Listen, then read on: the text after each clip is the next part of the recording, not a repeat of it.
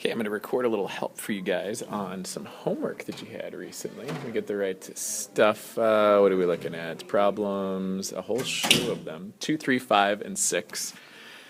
And you get to hang out with my Waukee kids as they walk in. They're walking in, getting ready to take a test, but I'm going to record anyway.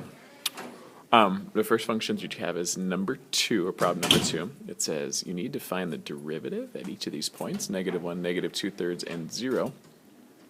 The biggest deal in this one is you have to recognize there's a product rule going. It's just like the one we did in class. Actually, this one's identical. But the two pieces being multiplied together. So I set up my template for product rule. The two up front, two parentheses up front, plus 2 more parentheses, derivative of the first times the second unchanged, plus the derivative of the second times the first unchanged. And remember, derivative of that second one is where we had to do that chain rule. And that's the biggest chunk of the work we did yesterday. After that, if you want to simplify a little, great. It's optional. But really, you want to decide, if I put -1 in, -2/3 in, and 0 into that derivative, what do I get out? And you can reference that graph as well that's down below, because it all correlates. If you don't know how to simplify the way I did in that picture, just so you know that -1/2 is the same thing as dividing by radical x plus 1 down there. So if I put -1 in first, you get undefined. Look at the graph, it's a vertical slope. If you look at the function there, if you put -1 in, we'd get 0, we'd be dividing by 0. So that's the purpose of that being undefined. At -2/3, you can see it's a peak. The slope equals 0. If you put 0 around, if you actually just look at the graph, I think that's probably the best route. -2/3, you can see that tangent line would be 0, slope. If you actually put -2/3 into that derivative with a calculator and just be very careful with parentheses, you will get 0. So you can test that out for yourself. And if you put 0 in the last one, in for t, which I showed you there, I did put in 0 for x and all those derivatives. You can see that we get out -7, and that's the final result. Slope of -7 at the bottom. So yeah, here I'm getting excited about their test. Number 3, considering the following, we got to bring, that's a nice looking chain rule. So you bring the power out front of that 3 to the power of 2. And x minus 4, the inside you don't touch, but right next to it you do multiply by the derivative of the inside, and the derivative of x minus 4 is 1. And that's your derivative you use. I just simplify a little bit. It says find the critical numbers, and that's when you set it equal to 0.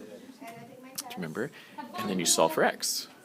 So here's setting equal to 0, that means divide by 3. If I get a squared, I can either FOIL it out and do quadratic formula, or take the square root of both sides.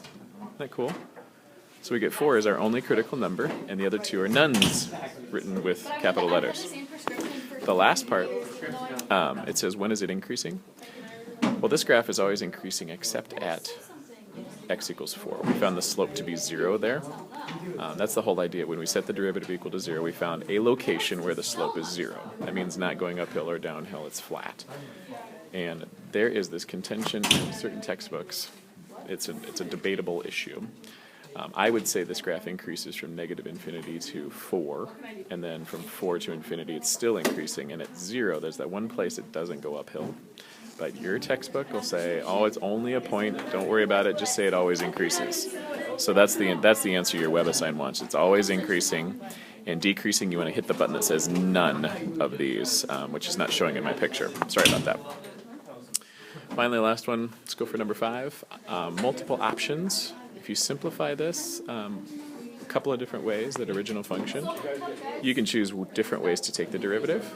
So I've simplified it multiple ways. You might want to take a look at those. These are 3 different ways to rewrite f of x, and each one requires a different derivative. Quotient rule in the first one, just plain old power rule in the second circle, and then the lower one there would be product rule that has a chain rule in it. And so I'll pause there, send this part of the video out, and then maybe record the rest later and get this up to date. So see where that takes you. That's, by the way, is the derivative for number 5 I have down below. That's the product rule one. So I start it, and I just went ahead and did the product rule and took the derivative. That would work. You can use that one if you like. Let me speed forward. The other ones you might want to just take a look at. Those are the other options for a derivative. Take a peek at my work. I'm just running out of time here, and I can show you more later. Down at the bottom here in number 6 is the quotient rule. It's actually written out at the bottom. That shows you the work that goes with it. The only thing you have left to do is to plug in the values for t that it gives you. So t equals 1 goes into any version of that quotient rule you see at the bottom. All of those equal signs just say these are different ways to write that, different ways to simplify it. So it doesn't matter which one you choose.